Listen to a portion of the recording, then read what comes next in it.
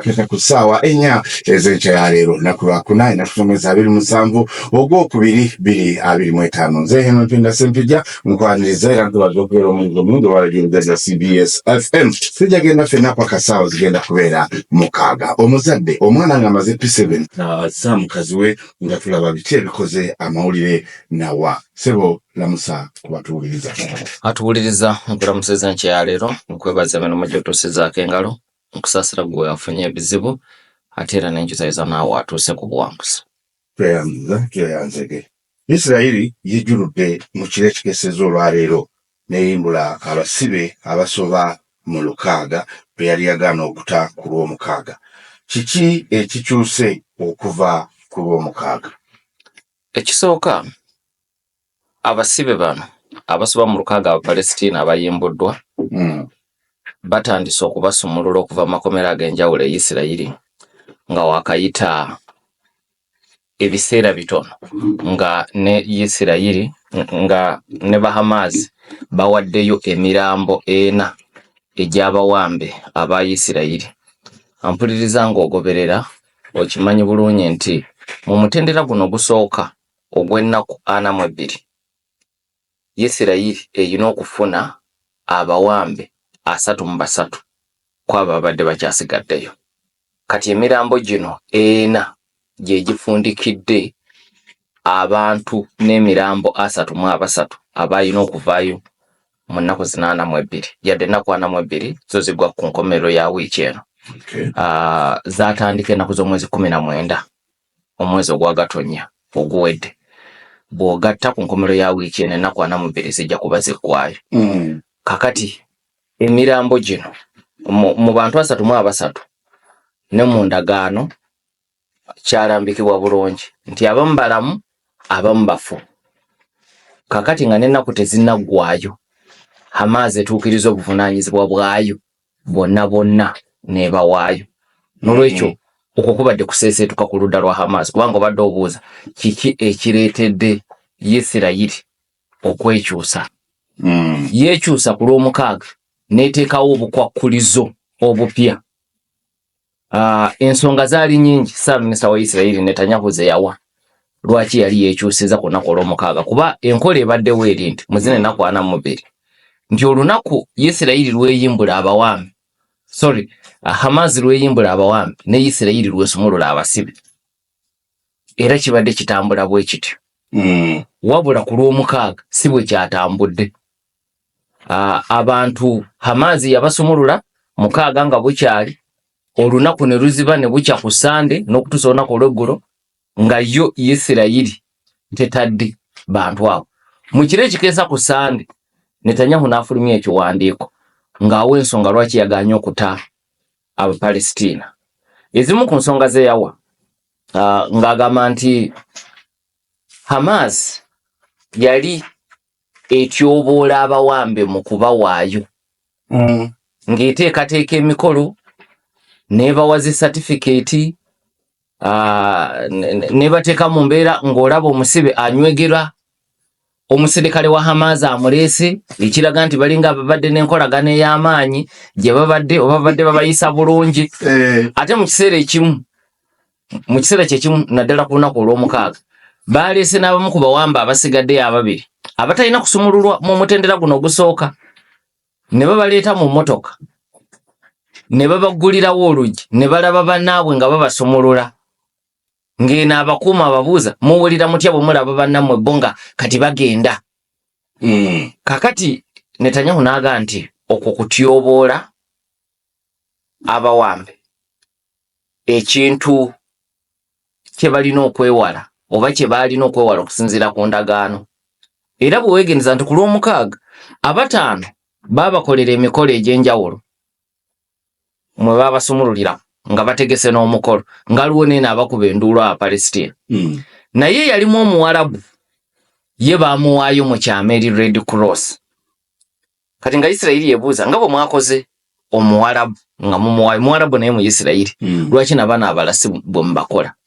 So ekyo kyabadde kitabudde Netanyahu era jo bwe babadde bawaayo bano mu kiro ekikeeseza olwaleero tewabadde mikolo gya kika ekyo kubanga Isirayiri yagamba mumale kutuwa bukakafu jukira bukakafu babufuna ate bayita mbatabaganya tebogera butereevu kata ne Misiri nti mutuweereze obukakafu nti abantu abasigadde be mugenda okuyimbula abalamu n'emirambo temugenda kubatyobola nga mukola emikolo egy'ekika ekyo ate ne mufulumizaako n'obutambi Isirayiri kyeyita propaganda videos nti bakwata obutambi kati nga bwe bakwata abasajja abo babiri abawambi ne babaleeta ne bagamuwulira mutya basajja batu ne beekwata mu face bwe bati nobalaba nga balinga bagasinga nzaali awo kugamba okutyobola Isirayiri kyebadde yita propaganda videos kati Hamas yakakasiza Isirayiri nti ekyo tetugenda kuddamu kukikola era tekyakoleddwa mu kiro ekikesezo olwaleero emirambo gyaweereddwa Red Cross negikwasa amagye ga Isirayiri mu Gaza amagye ne gagivuga okugiyingiza munda mu ggwanga erya Isirayiri so ekyo kibadde kuvaawo mpitewo ekirala Isirayiri wiiki ewedde yaweddeko era erina obusungu bwayo ku Bahamas ng'oggyeko n'ebyolw'omukaaga ebyobutambi obwo Isirayiri bwegamba nti butyoboola waliwo emirambo ena Isirayiri gye yawaayo Hamas gye yawaayo ku lunaku olwokuna olwa wiiki ewedde emirambo egy'ena kwaliko maama n'abaana be babiri abato baawambibwa ne bafiira mu nkomi eyo gye baali babatutte mu lwananda lw'e Gaza mu kubazza omulambo gw'omukyalo oyo Shiri Bibas gwe baalese Isirayiri bwe yagwekebejjeza nga si gwe gwo kati Isirayiri bwe yakaayanye ku lwokutaano nga buwungira ne baleeta omulambo omutuufu ogwa Shiri Bibas kati Isirayiri ebuuza lwaki mututwala mu jangu nkwekule Hamas egamba ensobi tetwagikoze mu bugenderevu ate mmwe mwagitukozesa n'okugitukozesa nti bwe mwasuula bomu bwe mwagisuula waaliwo omuwambe n'abatali bawambe kati emirambo twagitabula mu kizimbe kye mwasuulako bomu era bwe tutukidde olwaleero ng'omulambo guli ogwali guleeteddwa ku lwokuna Isirayiri yakakasizza nti si gw'omu kwabo abawambe baayo mu Palestina ow'e Gaza era kati baaguzizaayo tebaaguzaayo ku olwo kubanga balina okusooka okwekenneenya nti kale guno sigwa Shiri Bibas ne tegubeera gw'abali abalala abakyaliyo kuba wakyaliyo abalamu n'emirambo naye bagenza okukakasa nga kubali abasigaddeyo guno si mulambo gwabwe nga gwa muntu ateekwa okuba nga mu Palestina era ne baguzaayo e Gaza kati awo Isirayiri ebadde n'obusungu so nga ate era waliwo wabaddewo n'okuwanyisiganya ebisongovu ku nfa ya Bibas n'abaana be Hamas egamba bomu zezaabatta Isirayiri bwe yekennenyeza emirambo egamba bwe weetegereza abaana waliwo obujulizi obw'enkokonala obulaga nti baatugibwa butugibwa so nga ku maama alipoota y'abasawo b'e Isirayiri abeekebejja emirambo eraga nti tewali kabonero nti bomu ye yamutta ye teboogera ku kutugibwa naye Isirayiri ewakanya kiri ekyaba Hamas nti bomu ye yakuba enju mwe yali n'alyoka afiirawo so bwe tuddayo ku kibuuzo kyo biki ebikyuse nti ekimu ku bikyuse Isirayiri yateekawo obukwakulizo twagala musooke mutuwa obukakafu nti temugenda kuddamu kukola mikolo nga muwaayo abantu bano emikolo gyaki gigasaaki egiriko n'okutyoboola abawambi obukakafu obwo Hamas n'ebuwaayo ng'oggyeko okukakasa ebikolwa bigoberedde ebigambo nti mu kiro ekikesezo olwaleero emirambo ena bwe gibadde giweebwayo katemba ow'ekika ekyo tabaddeewo Isirayiri gwetayagala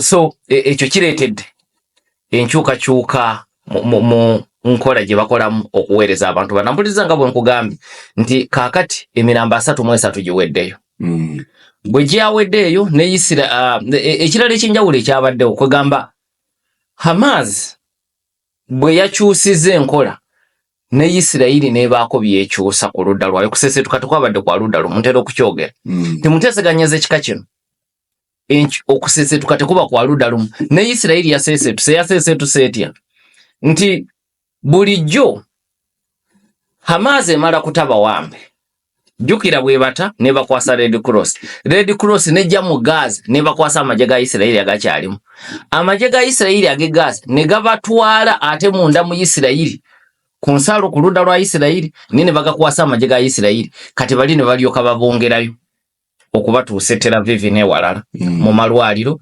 abalwadde gye balina okwongera okwekebejjebwa abalamu ate emiramu gye giyina okwekebejjebwa okukakasa oba gye gy'abantu abo Abayisirayiri abaabula.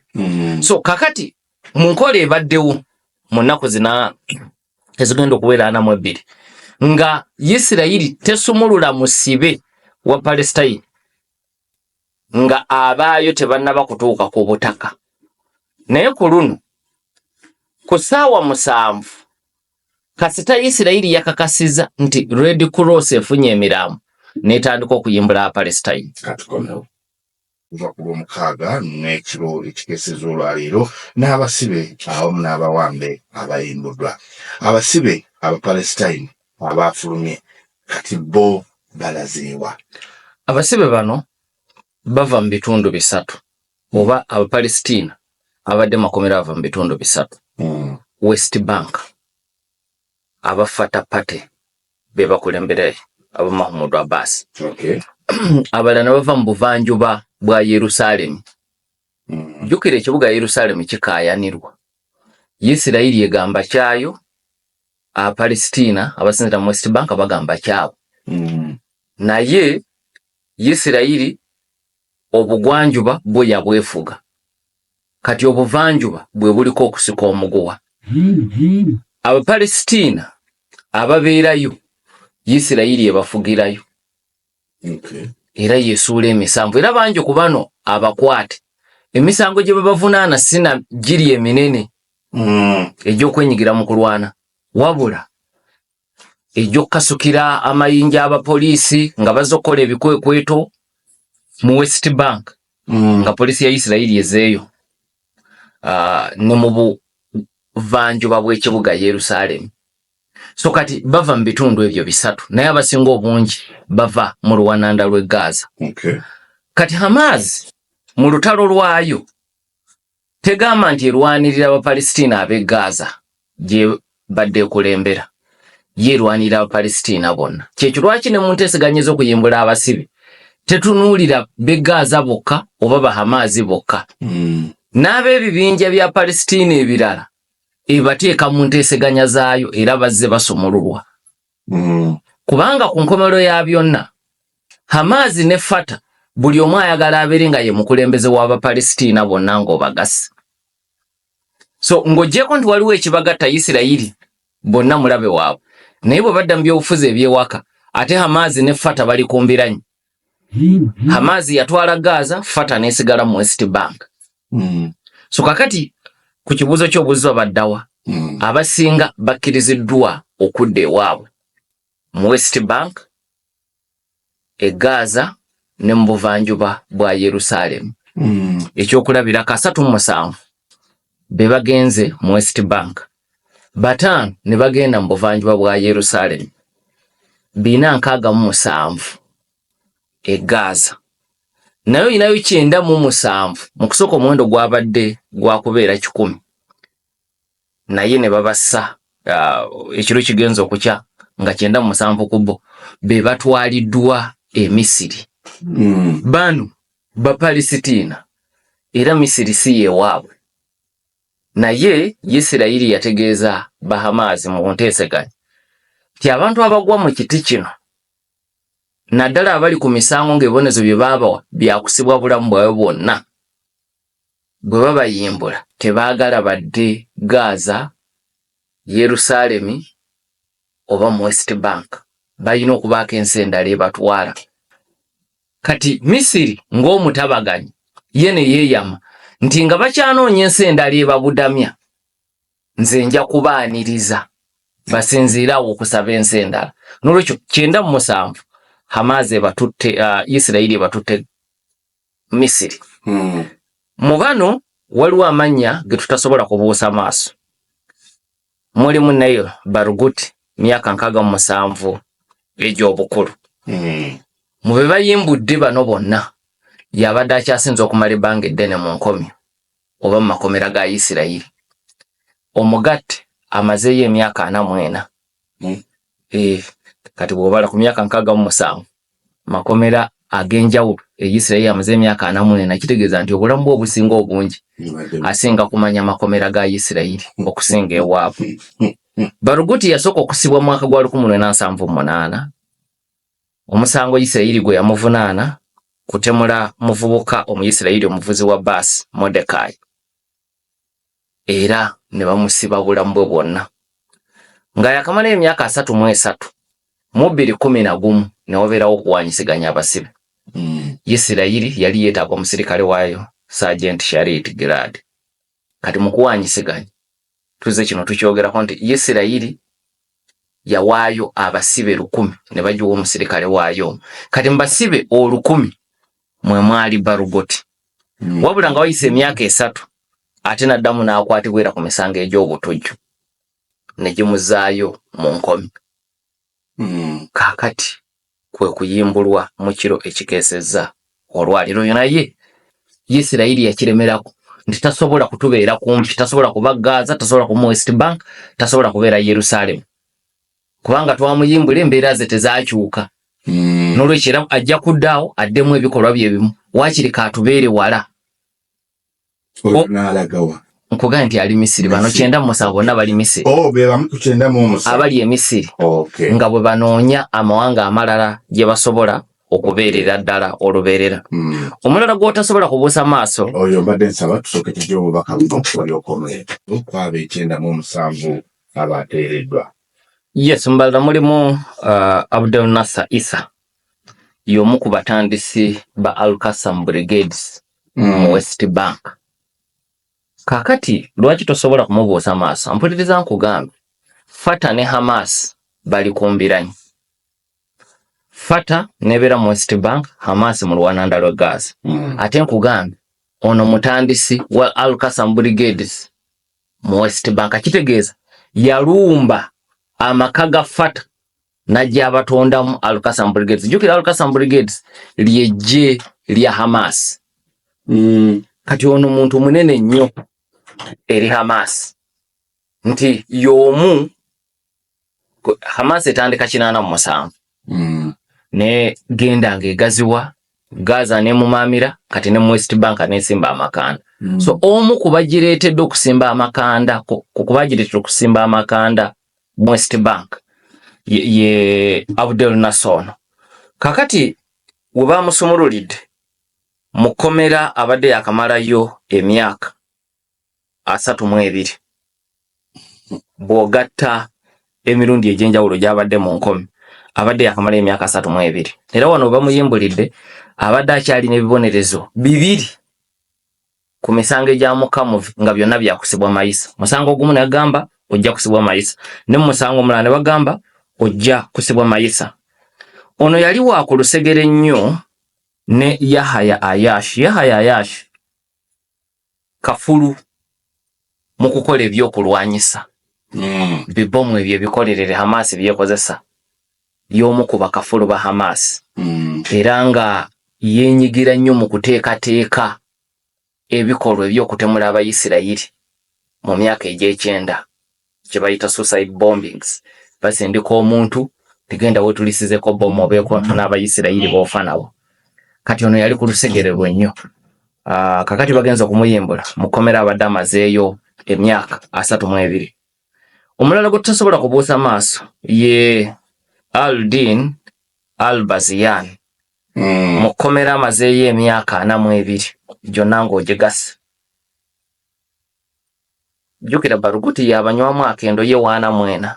In fact mu byafaayo byonna teri muntu yali awezeza myaka gya Baluguti mu kkomera bwe kyabatandika kugugulana nga Isirayiri etondeddwawo mwana mu 8. So kakati olaba ono amugoberera Al-Din Al-Baziyan mu kkomera abadde yakamala emyaka 42. Mu 2011 naye yasumululwa nga bawanyinga Isirayiri efuna omusirikale waayo Sergeant Shalit. Wabula 2014 naddamu n'akwatibwa nga Isirayiri egamba nti yeenyigira mu kuwamba abavubuka Abayisirayiri 3 ne bamuzaayo mu nkomi abadde ku kibonerezo kya kusiba obulamu bwe bwonna. Kakati y'omu ku abo abaafulumye. Bwe baafulumye abo n'abalala bali benjogeddeko mu Gatta 97 Isirayiri yagaanye nti tebasobola kugibeera kumpi. Tebasobola kubeera Gaza, tebasobola kubeera Yerusalemu, tebasobola kubeera mu West Bank. Naye tekitegeeza nti buli abadde ku kibonerezo eky'amayisa teyakkiriziddwa kuddaka. Abasinga be baagaanye okudda eka beebo nga baasumululwako ate ne badda mu bikolwa by'ebimu. Kati abamu ng'abadde tebasumululwangako obanga Isirayiri mu kwetegereza kwayo erabanga abakyuse, abo yabakkiriza okudda mu bitundu byabwe. Ekyokulabirako Hamza al-Kaluti mu kkomera abadde yakamalayo emyaka 24 asibuka Beit Hanina mu kitundu ekyobuvanjuba bwa Yerusalemu. Abadde yaweebwa ekibonerezo kya kusibwa bulamu bwe bwonna ng'emisango egyamuka muvi naye kutega bomu, kusindika bavubuka ne bagenda beetulisizaako bomu mu Isirayiri mu myaka egy'ekyenda. Emisango egyo bwe gyamuka muvi ne bamuwa ekibonerezo kyakufa. Si kyakufa kubeera mu kkomera bulamu bwe bwonna. Kati bwe bamusumululidde mu kiro ekikesezo olwaliro nga mu kkomera yakamalayo emyaka 24 naye ye akkiriziddwa okusigala mu buvanjuba bwa Yerusalemu.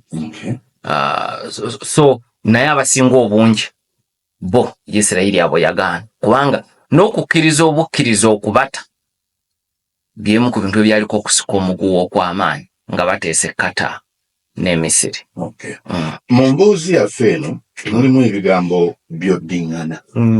Simanyi oba mu bugenderevu naye oddiŋŋana abasibe n'abawambe. Tulinawo enjawulo mu biti byombi oba lwaki tugamba abasibe n'abawambe? Obadde obuuza bankikola mu bugenderevu. Ekyo kimu. Ekyokubiri bwe wabaawo obugenderevu then enjawulo eriwa? Nkikola mu bugenderevu. Olw'ensonga nti waliwo era kino kitabudde bangi. Abamu ne batuuka n'okulowooza nti oba nina kyekubiira mu lutalo luno. Abamu bayita abasibe abalala abawambe. Tewaliwo bigambo byenkozesa kugezaako kusitula baludda lwonna kubanga tewaliwo nnyo bigambo bisitula ku byombi. Naye enjawulo eriwo yeeri nti betwogerako ng'abasibe Palestine, Isirayiri yabakwata nebateeka mu mbuga z'amateeka. Emisango egyo ne gibakka muvi ne bawa ebibonerezo. Kakati Abapalesitiina tebakkiriza nti emisango egyo mituufu ku bantu abasinga obungi. Mulimu n'abaana abasibwa myaka 17, myaka 16. So obunene bw'emisango n'ebibonerezo ekyo kikubaganyizibwako ebirowoozo, kiri contested. Naye ekitaliiko kubuusabuusa nti basibe. Era ne Hamas, Islamic Jihad n'abalwanyi abalala babayita basibe baabwe kubanga ekyamazima basibe. Bano abali e Gaza lwaki tubayita abawambe? Tewali musango gwonna Hamas oba Islamic Jihad gwe yabaggulako yadde omupaatiike. Kale katugambe nti giri egya Bapalestina mipaatiike. Naye yo tebayiriiko misango gyonna mipaatiike. Era tebali mu makomera.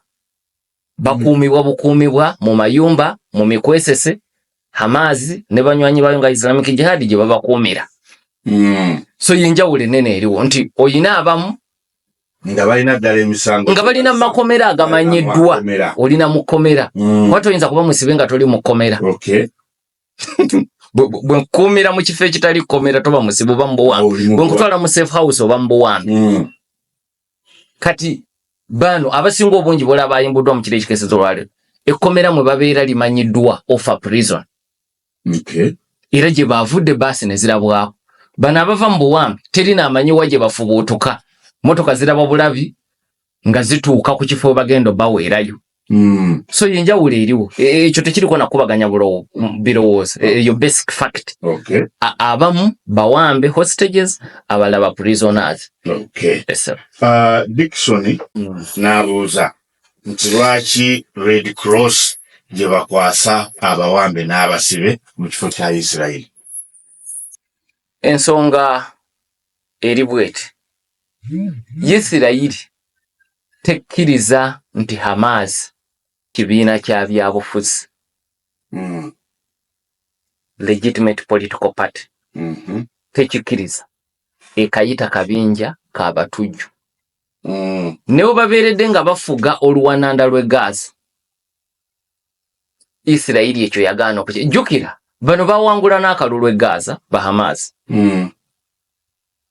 akalulu kaategekebwa ne bamega fatapate mu luwananda lwe Gaza ne Isirayiri yagaana okubakkiriza nti eyo gavumenti esigale bayita batujju kati olw'okuba bayita batujju tekkiriza na kutuula nabo ne bateesa kubanga bwe batuula ne bateesa ebe balinyisiza eddaala ebekkiriza era na kino kyekirwatula nti mu nteeseganya bayita mu batabaganya Kata ne Misiri onajja n'ayogera ne bano byajja eno n'abitwala eri kankuwa ekyokulabirako enteeseganya ezaasembayo ku nkomerero y'omwaka ezaggusa ceasefire zaali Doha mu Kata ne batuuka ku ssaawa esembayo nga balina ku kizimbe kyekimu naye ku myaliiro gya njawulo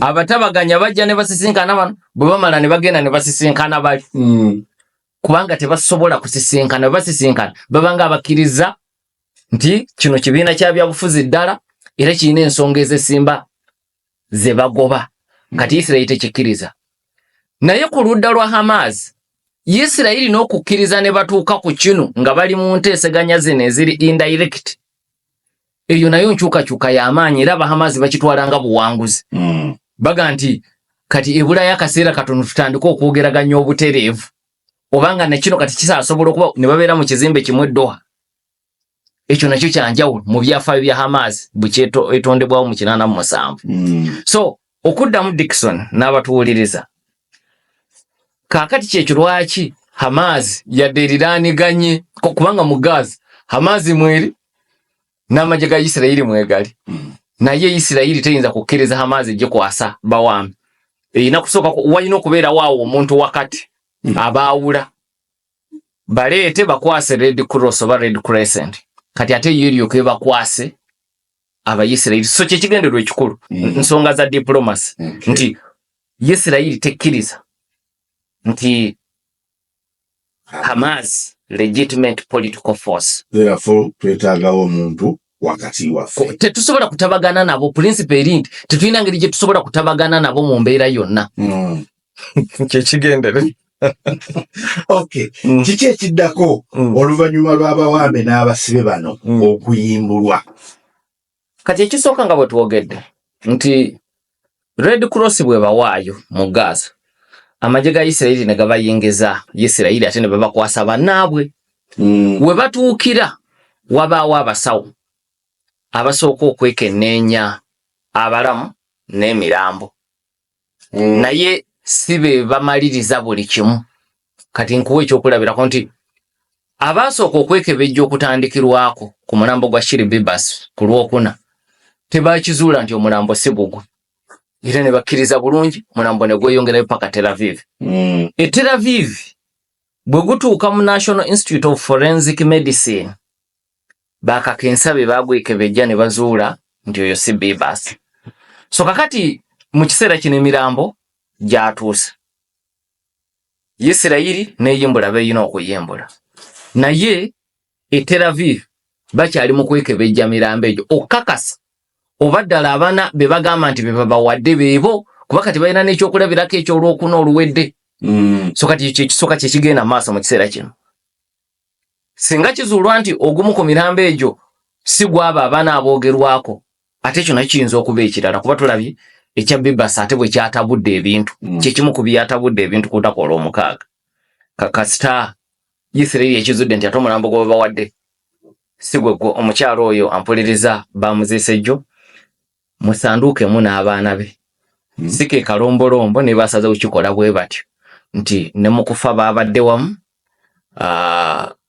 kababaterekere ddala mu nju yaabwe ey'olubeerera ng'ali wamu n'abaana be bwe batyo bwe bakikoza so ng'ekyo kikyabali mu bwongo tebannakyerabira kati balina okulinda okulaba alipoota z'abakugu emirambo gino ddala gyegyo so ekyo kyekisooka ekiddako ekirala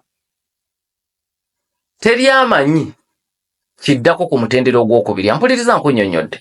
Ennaku 42 tuzibala kuva nga 19 Gatonnya. Gwe mwezi gwa January. Kitegeeza ku nkomerero ya wiiki eno zijja kuba ziggwako. Endagaano yali nambulukufu nti oluvannyuma lw'ennaku 14 enteeseganya ku feezi ey'okubiri ziyina okutandika.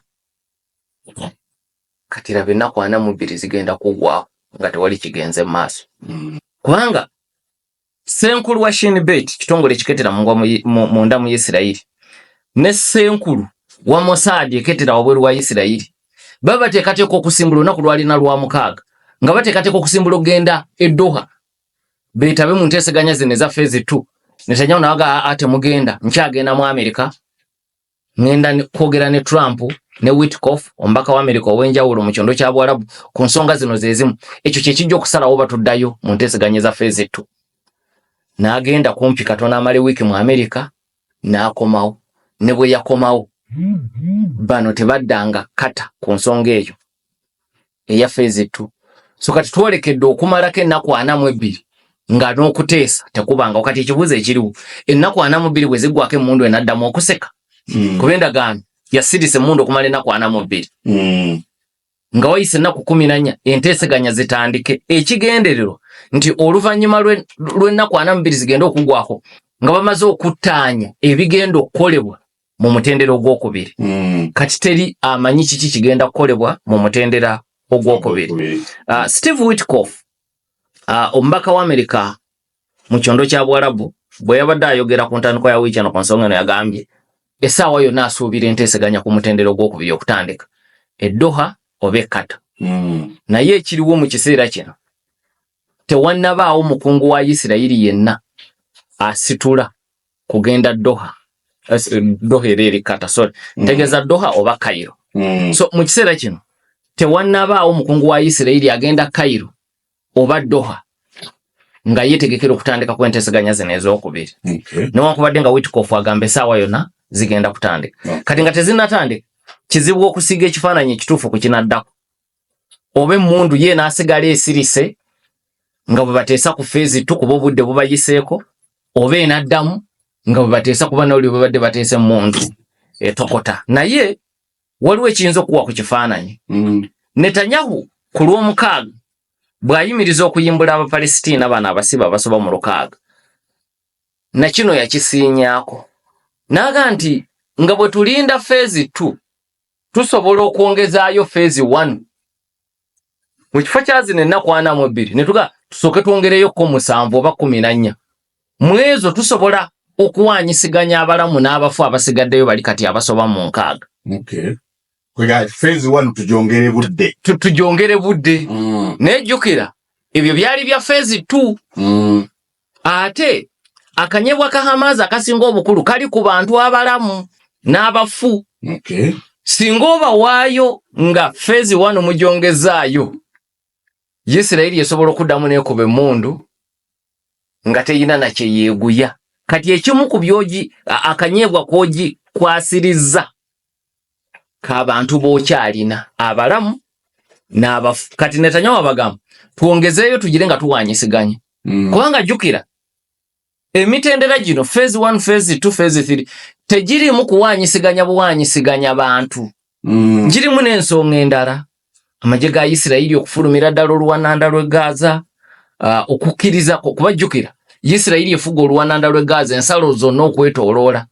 Yesalawo emmere n'eddagala ebiyingira, yesalawo amafuta agayingira, yesalawo weema eziyingira. Jjukira enju kumpi zonna zaakubwa mu bukiikakkono bwa Gaza. Byonna ebyo Isirayiri yebisalawo. Kati bikanyizibwako mu ndagaano zino ng'oggyeko okuwanyisiganya abantu. Ebikozesebwa mu kuzimba seminti n'ebirala. Jjukira ebyo Isirayiri ebiteekako obukwakulizo bungi, kubanga ebikozesebwa mu kuzimba era bisobola okukozesebwamu bibbomu ebikolerere.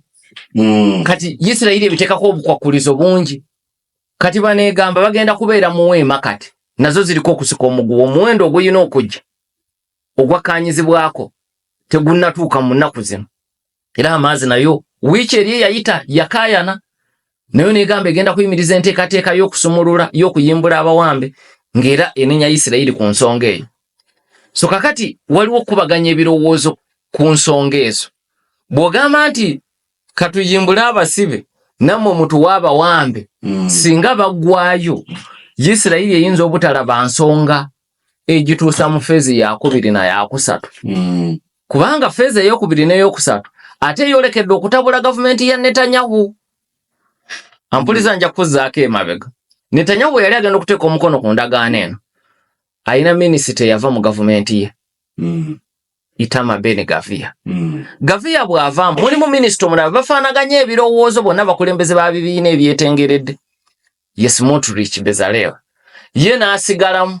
Era bwe yali asigalamu abawagizi be yabagamba ekinsigaza mu gavumenti eno kuba Netanyahu ankakasizza kasita feezi 1 ng'emmundu eddamu etokota. Bo baagala mundu etokote. Kakati Netanyahu bw'okkiriza ng'oli Hamas ne muwanvu ya feezi 1 abantu bo bonna ne bavaayo. Ebisigadde ebiri mu ndagaano kyangu nnyo okubivaako. So kitegeeza nti ebiseera ebiddako bigenda kubeeramu okusika omuguwa okw'amaanyi. Qatar ne Misiri eno ensonga eteekwa okuba batakuza omutwe kubajjukira be batabaganya mu nsonga eno. Okay. Banaffe abahogo Anmofi amusiza abanywanyi mbuuza dokita abasajja abo basobola batya okukuuma emirambo egyo okusinziira ku dduka bwe babeeramu.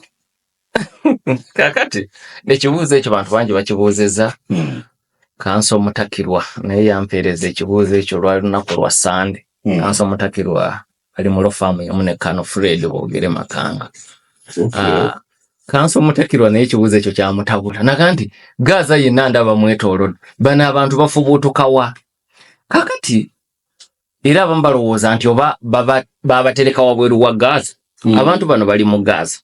Naye kye mulina okumanya kiri bwe kiti nti Hamas eri ku mitima gy'abantu. Abambadde uniform betulaba mu bifaananyi nga bawaayo abawambe n'abatali mu uniform. Kati buli lwoba olwana ne movement ey'ekikabo ekityo oba ekisinde eky'ekikabo ekityo oba n'okusoomoozebwa kunene.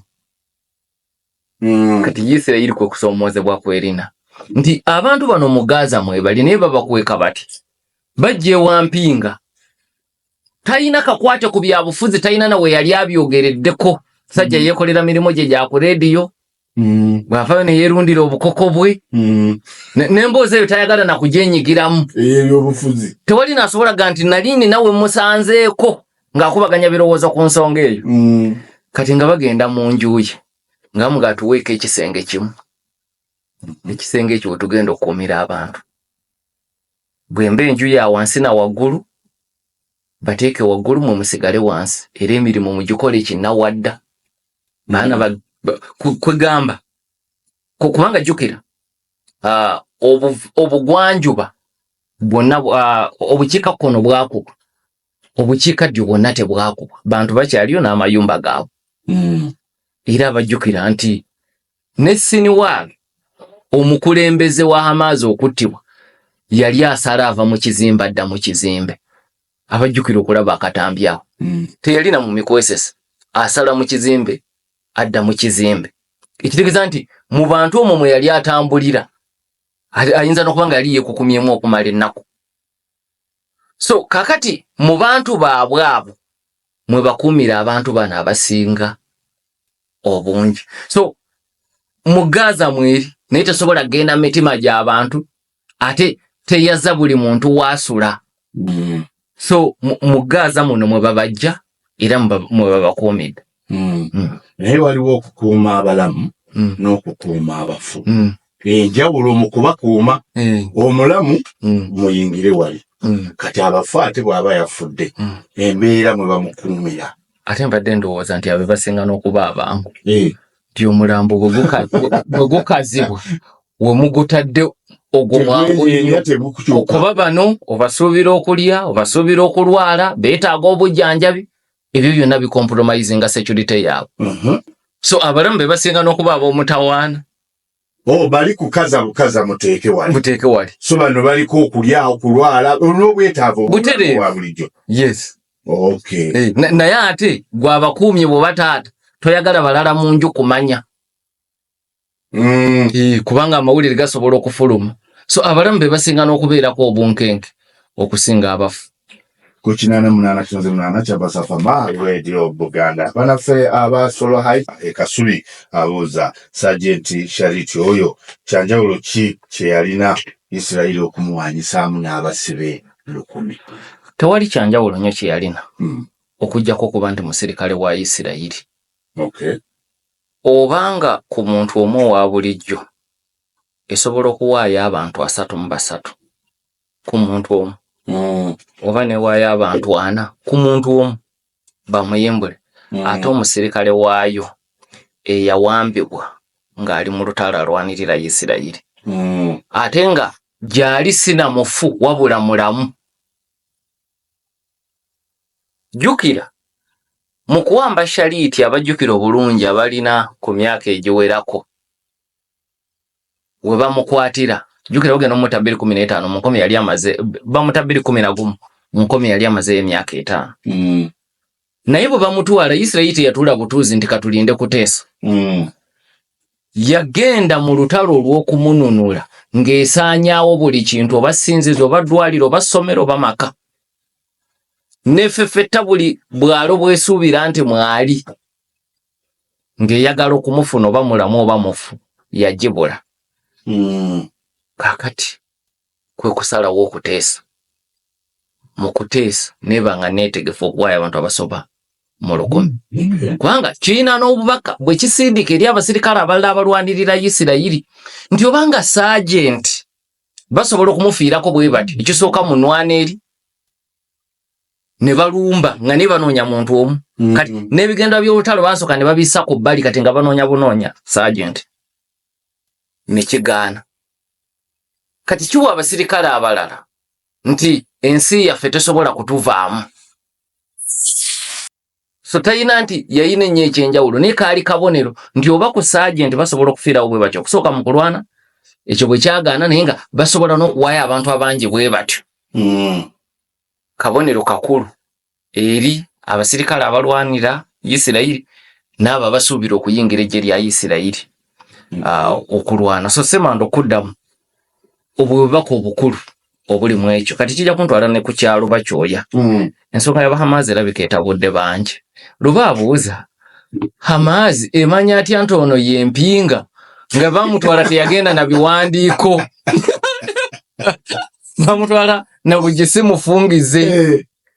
Kakati kibuuzo kikulu naye ekisooka kiri bwe kiti ng'oggyeko abaali mu kivvulu abantu bano abasinga babajja mayumba gaabwe era tebaatwalanga muntu omwe era bwe weetegereza abasinga baatwalanga abafamire.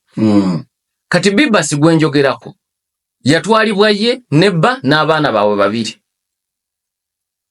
Baye yasumulwa n'omwezi oguwedde nga mulamu era mu kuziika jjo yeetondodde omugenzi mukyala we n'abaana nti munsaasire nalemu okubawa obukuumi nga taata bwe nandibawadde. Kakati kitegeeza ki tebaatwalanga famire ababiri bwe bafa waliwo asobola oga nti oyo n'oyo n'oyo be bano. N'abaali kakati abasobola okubasumbuwa be baali ku bivulu kuba ekivulu kyo kisobola okubeera mu kuŋŋaanya. Kati okusoberwa okwo wano tubadde tetunnakulaba mu basoose. Kuyinza okubeerawo maaso eri mu baana abasembayo be twogerako abasoba mu 6. Naye nga jjukira waliwo n'okuwuliziganya ne Isirayiri. Beekebejja bano ne baweereza samples e Isirayiri kubanga ab'eŋŋanda nabo bamanyiddwa balina n'ekisinde ekibakumaakuma mu kwogeraganya ne gavumenti n'okufuna abantu baabwe. Kati endaga butonde zaabwe Abahamazi bazibajjako mu nteeseganya zino kubanga jjukira mulimu n'akawaayiro kalamba ku ekyo. Tosumulula nga tonnaba kutuweereza lukalala lw'amannya. kakati nga tebannatuuka ku lukalala lw'amannya bwe wabeerawo okubutaabutana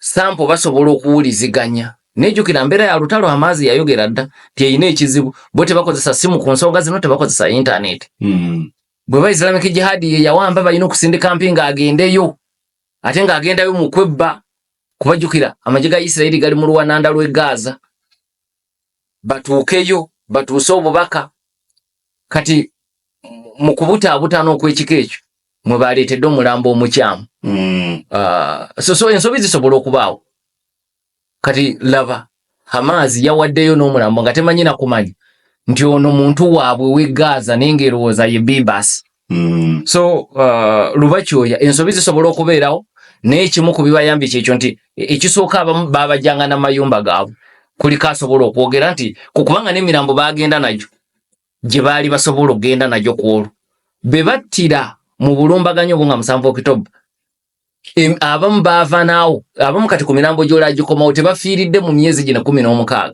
abamu baafa ku olwo naye emirambo ne bagitwala kuba bo nga bakimanyi ti buli mulambo gw'otutte oyo zaabu gw'otutte awo we wayinza okuba ennyo obuzibu mu kuba identifyinga naye waliwo otutte famire n'abalala omu nga bugambye ab'ekifu kyangu nnyo n'okubabuuza ebikola ki ebibakwatako ne babirisitinga ne concern kati ate njiraba ku ki kugambidde nti mu nteeseganya zino nga tebannatuuka kufulumya lukalala waliwo okugjako endagabutonde ne bageraageranya nga bawuliziganya n'Abeisirayiri okumanya olukalala lw'abantu be tulina nammwe be mubanja bikwatagana bitya kyensuubira nti ekyo kiddemu kakati ate n'ekya Jebbi nga bw'ogambye nti bitabudde abantu Nakasozi yabadde ate abuuza nti naye bwe bakubye ebbomu tusigaza bulere bisiriiza and what have you babyawula batya kati ekyendagabutonde kikola kiba kiyingidde kubanga olukalala terunafuluma okuwuliziganya kubaawo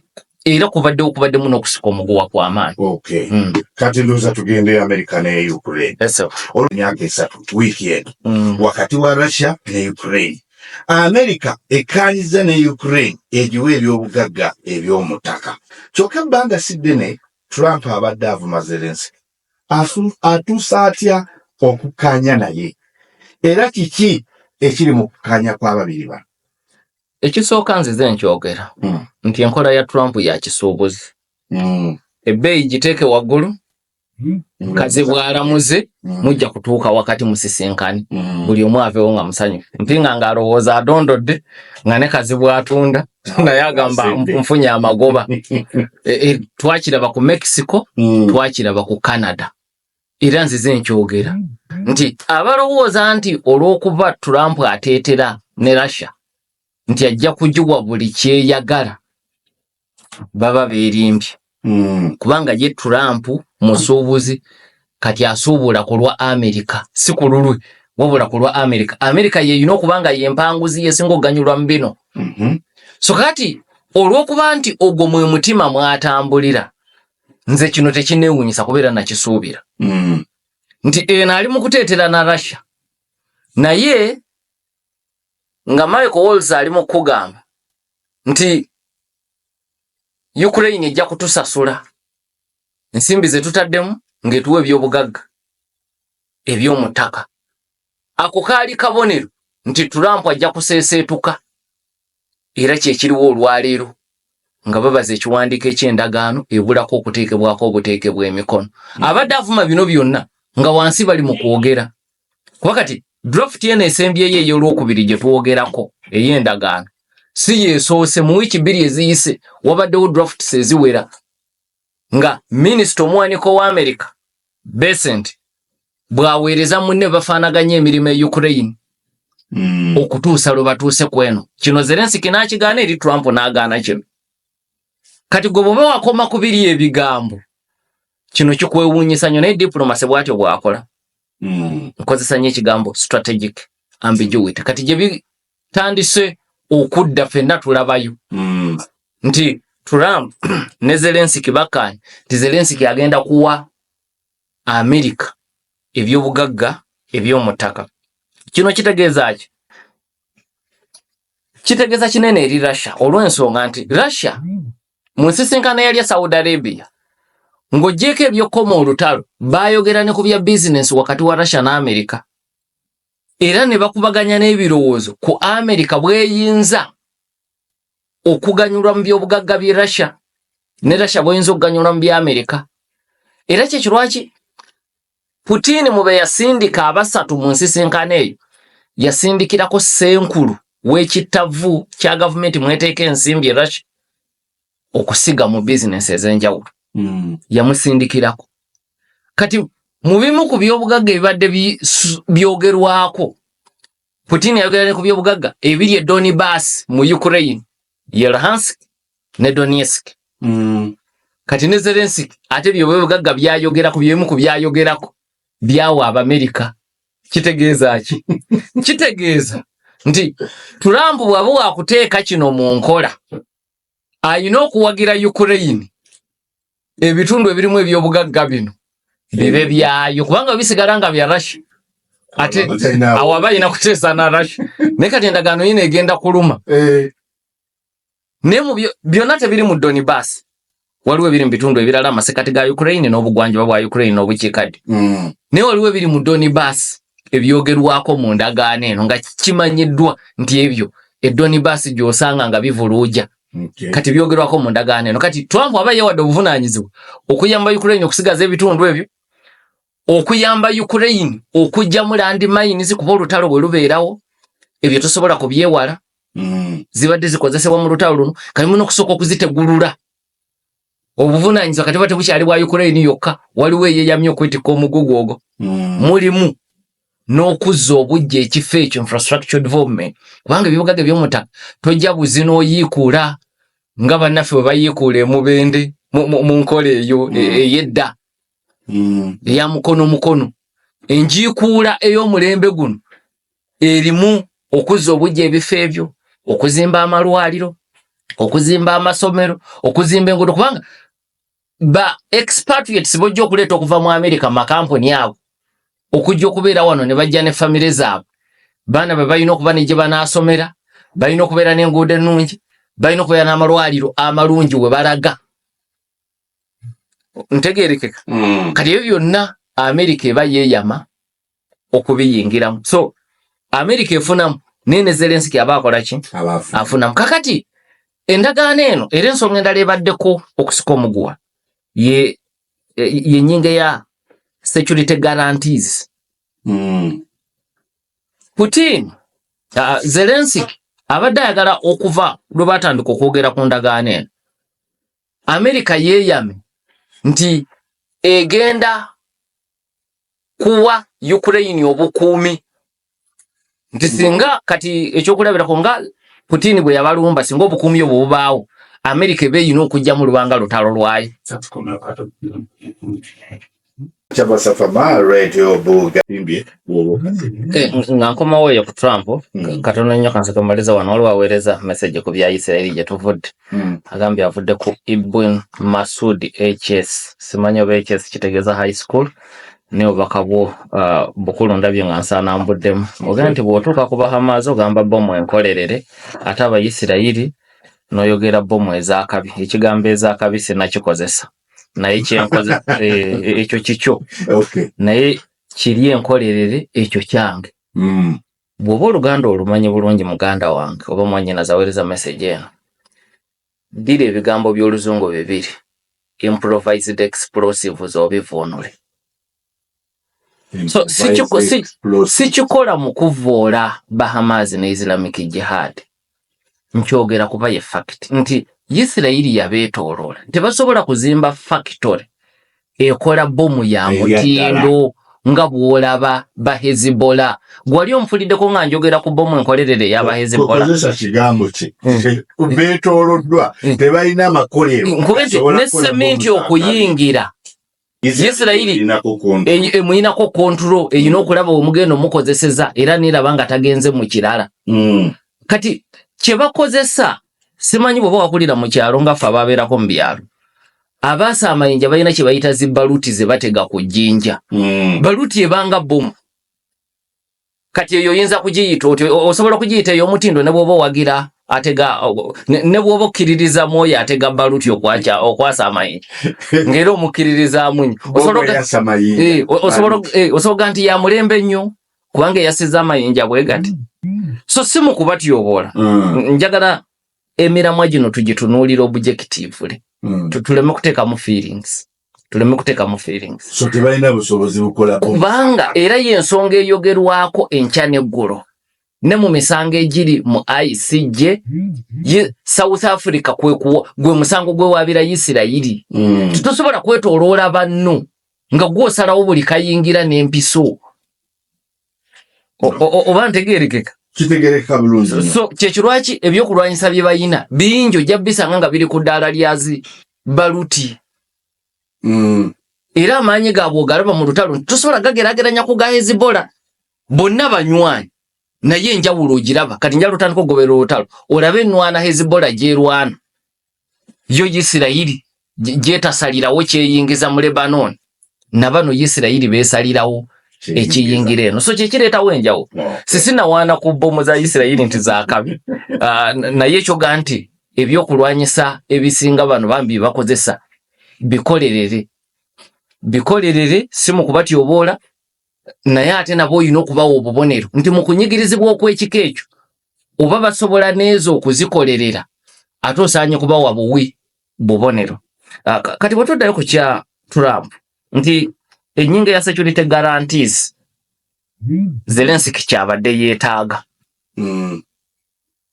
Trump yakigaanye agamba awo sijja kubanga kijja kutabula ataani Russia wabula oyogera ku security guarantees oba ogamba Putin nti koddamu okulumba kati osangayo nze naye Zelensky abadde akifiirako kati Trump yaseeseetuse naye n'anoonya ekiri wakati okusinziira ku kiwandiiko kye baagabanye ne bannamawulire bino bye bigambo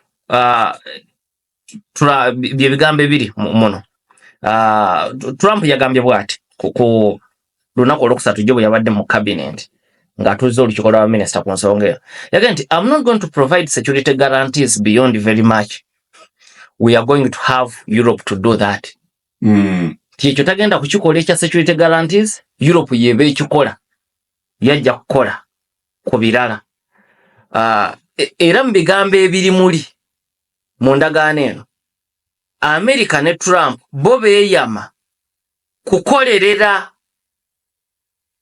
kunyweza byakwerinda bya Ukraine so si bo kufuuka bayima nga be bayina okugitaasa bintu biri byanjawulo okulafuuba n'okulaba nga Ukraine enyweza ebyokwerinda byayo kyanjawulo kuggwe ogamba nti nze kasiteekwatibwako wendi era ebigambo bye bakozesezza bigamba bwe bityo nti the United States supports Ukraine's efforts to obtain security guarantees needed to establish lasting peace. Naye ekyo nakyo kyabadde kikulu eri Zelensky kuba mu biwandiiko minisita wa America omuwanika Besant bye yasooka okuweereza Ukraine eyennyingo teyalinamu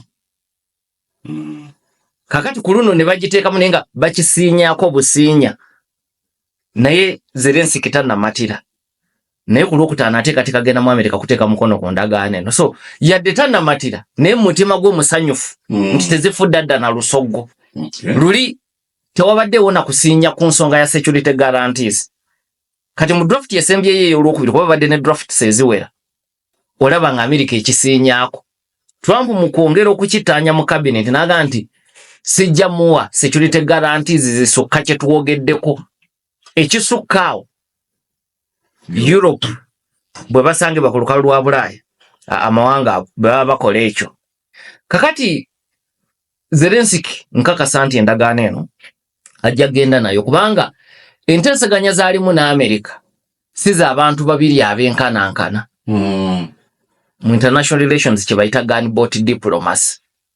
Gunboat diplomacy be bantu babiri okuteesa taata n'omwana bateesa ku kyessomero w'anaasomera naye taata yayina sente yayina ensimbi kati omwana oyinza okwegwanyiza ennyo oyinza n'okusiima taata akkiriza okubaganya ebirowoozo ku nsonga eyo naye eddoboozi lye liba kkulu era omwana omugezi ebyo bisoma mangu kati kino kibaliko kye kya gunboat diplomacy. Gunboat diplomacy asibuka mu kyasa ekyo ekye-19 mu kiseera ekyo amawanga ku lukalu lwa Bulaaya gaali gafuga amawanga agawerako eno mu gye tuyita Global South, Asia, Africa n'awalala.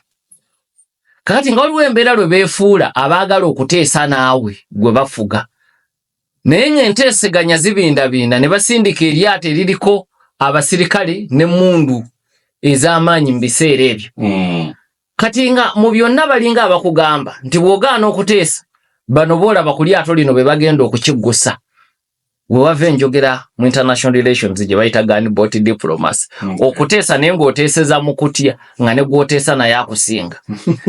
Kati y'embeera Zelensky gy'alimu nti abadde ayagala nnyo ekya security guarantees. Trump yamugambye ekyo tekisoboka. Naye waakiri kakati bakisiinyizaako. Kakati ebyo bye biri mu ndagaano, asuubirwa genda Lwakutaano singa tewabeerawo nkyukakyuka yonna okugiteekako omukono. Kika ki eby'omu ttaka Amerika byeyaayaanira okuva mu Ukraine? Kakati Amerika Ukraine eyina enfo ezirimu ebyobugagga nga biwera ezisoba mu 100. Njukira ku lukalu lwa Bulaaya bw'ojjako Russia y'ensi esinga obunene. So eyina enfo ennene ezisoba mu 100. Kakati ku ludda lwa Amerika bayina ekitongole ekya US Geological Survey. Bayina olukalla lwe bafulumya olw'ebibugagga eby'omu ttaka ebisinga okubeera ebikulu gye bali ku lw'ebyokwerinda n'ebyenfuna. Olukalla olwo oluliwo kati luliko ebyobugagga ebyo 50. Era baba babyogerako bagamba minerals critical for America's economic development and defense. Yenkizo gye birina. Kati ku lukallo olwo olw'ebyobugagga 50, Ukraine yo yokka erinako ebyobugagga 20. Otegeera lwaki America eyagala nnyo Ukraine eno.